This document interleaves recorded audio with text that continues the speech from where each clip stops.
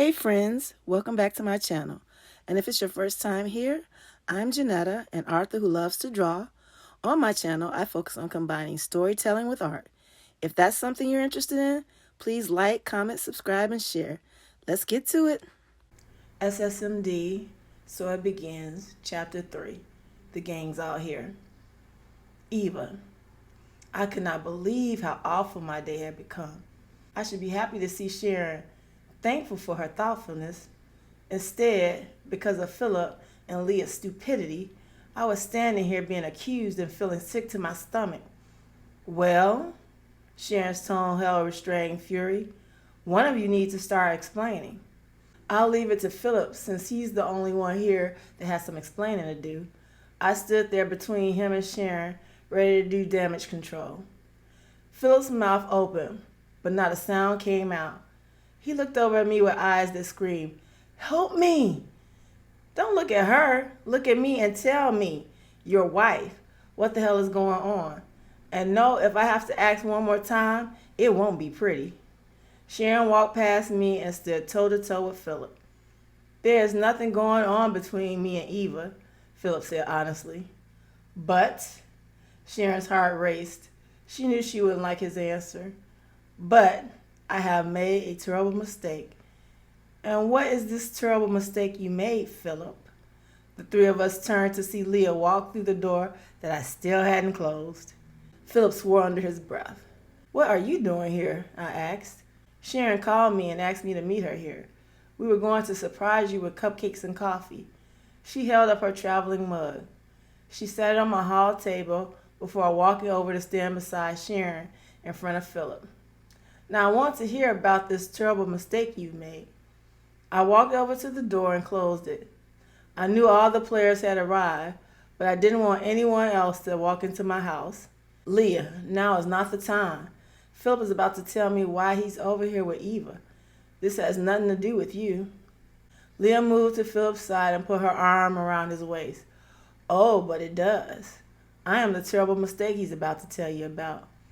From there, things happened in a blur. Sharon dropped the coffee and the cupcakes. Then, in the blink of an eye, she snatched Leah by the hair and away from Philip. Leah went tumbling across my entryway and knocked my legs out from under me. I was busy falling, so I missed Sharon stomping her stiletto heel into Philip's foot. But I heard him cry out. I looked up and saw Sharon swing on him, but he caught her arm, and when she went to slap him with her other hand, he caught that one too. He wasn't fast enough to move out the way of her deadly stiletto heel as she stumped his foot again. He dropped both her arms and she turned away and stormed towards the door. Before she walked out, she stepped over me, plucked Leah's coffee mug from the table, took off the lid and dumped the contents over Leah's head. Leah jumped up screaming. Fortunately for her, the coffee was hot but not scalding. She stepped over me and rushed to my bathroom. Philip recovered and rushed to the door following Sharon. He stepped over me, now sitting on the floor preparing to get up. He shouted Sharon's name and slammed the door behind him. When no one left to step over me, I finally got off the floor. I looked around at the mess left on my floor. The guest bathroom door opens and Leah came out looking like a wet rat. Where's Philip?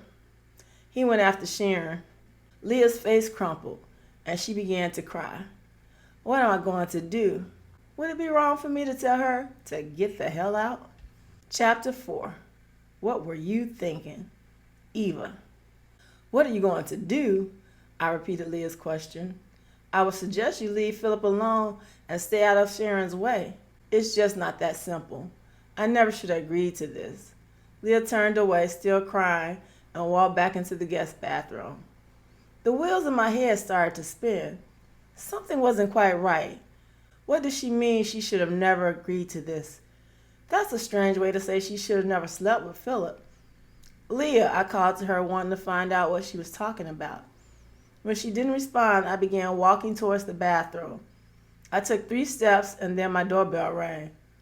Who the hell is it now? I turned around and went to the door. I looked through the peephole before opening the door. Sharon, Leah is still here and I don't want any more trouble. I blocked her entry. I know she is still here. She's waiting for me. Sharon's demeanor was surprisingly calm. What are you talking about? Why would she be waiting for you? Leah is a lot of things, but a fool who likes to get a beating isn't one of them. She knows I'm not going to lay a hand on her. Sharon gently pushed past me. Trust me. Leah, Sharon called to her. Give me a minute, Sharon. I'll be out soon. Leah called back to my surprise. I followed Sharon into my living room where we both took a seat. What is going on, Sharon? I was certain things weren't quite what they seemed. Before Sharon could answer, Leah entered the room. To my surprise, Sharon stood and walked over to Leah and gave her a hug. That was a bit more than I expected. Leah stepped back with her arms out so Sharon could get a good look at the damage she'd done. All right, you two, what is going on? I know this seems strange, but a few months back, Leah, unlike you, Eva, told me that Philip had made a pass at her. Unlike me, I said, becoming irritated. Yes, unlike you. Leah told me that he made a pass at you, too. That's when she told me her plan to deal with Philip's need to cheat, Leah said. Other than divorcing him and moving on, what else is there? I couldn't believe what I was hearing. Letting him cheat with one of my best friends and teaching him a lesson so he will never do it again. Sharon said as if it was the most logical thing she'd ever said, instead of the craziest. Excuse me? Have you lost your mind? Why in the name of being sane would you even think about doing this, let alone doing it? And Leah, why would you agree to go along with this plan? Sharon was very convincing at the time, Leah said. So what's next? I asked my crazy friends. I let him go, Sharon said. He has to see what life is like without me. Well, Leah said, I better get going. I need to get home and clean up so I can get to work. She gave Sharon an awkward hug and turned to leave. I followed her to the door and let her out. Leah, you know this wasn't a good idea. I opened the door for her.